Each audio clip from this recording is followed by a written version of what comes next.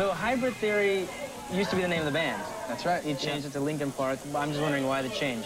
There were some other bands that had similar names, so instead of like going out and worrying about all that stuff, we just decided to change the name. Rather than getting into a fight. Yeah, we just wanted to keep everything cool. Yeah. So we all just like wrote a bunch of different names down on our separate lists, and I chose Linkin Park because it was a park that right by where I lived, and it just sounded good, had a good vibe.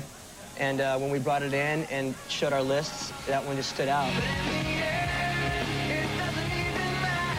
This is like your debut, and there's like 3 singles on a debut. That's quite the accomplishment. 6 years ago when we started and Mike and Brad were originally working on music on a 4-track, I think the point of everything was just to enjoy ourselves and do something that we love.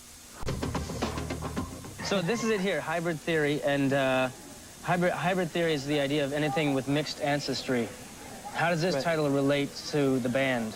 Well, or is it band related? At first, what we wanted to do, we were kind of a hybrid of different musical genres and music styles. We're also kind of like a mix of heavy music styles and more introspective and quieter music styles too.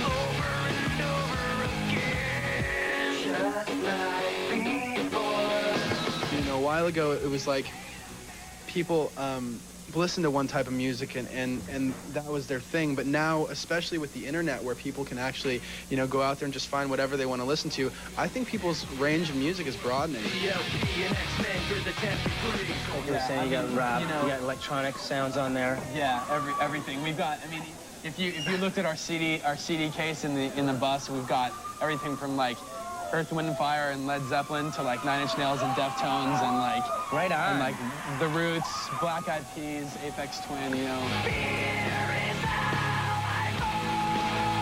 I just think it's like a very exciting time in music in the sense that like a lot of kids growing up today, I'm sure most of the kids here, like they don't listen to one type of music.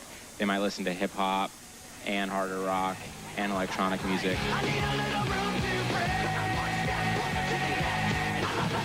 So the Rolling Stone magazine, I was just reading, it just comments on the CD.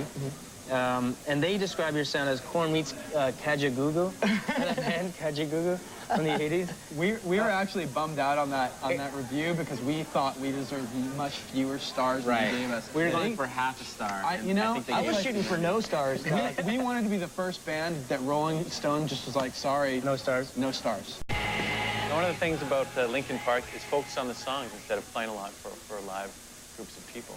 That's absolutely true. Like, we kind of came up with this idea that if we played a lot of shows with a lot of bad songs, then people would just think that we sucked. You know what I mean? Mm-hmm. So we focused a lot more energy on really trying to hone in our skills as like songwriters and really trying to push ourselves.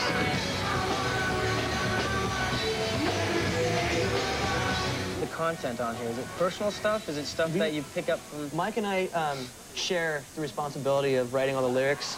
So when we come in to a song, we try to pull bits of our emotional life and our personal life into the song.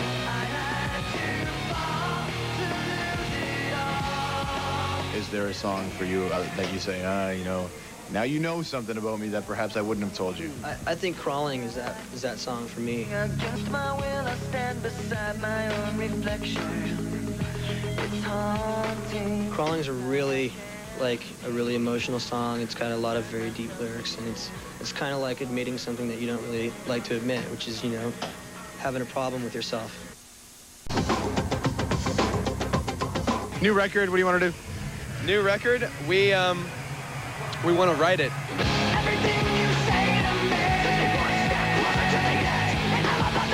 Right now we built a studio in the back of our bus, and we're working on the next album as we kind of drive from city to city.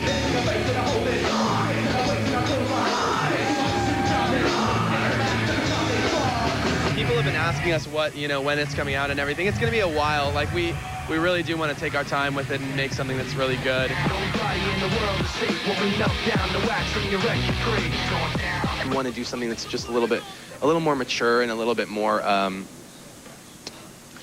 don't want to say current because we're not about like keeping up with trends. We're kind of just want to do our own thing and move that forward. So to bring us up to where we're at. I tried so hard. we're perfectionists. You know, we really are hard on ourselves when it comes to writing music and most things like playing shows, whatever. And I think that this is something that we can listen to from beginning to end and be happy with. My favorite thing about bowling is the gourmet drinks and food.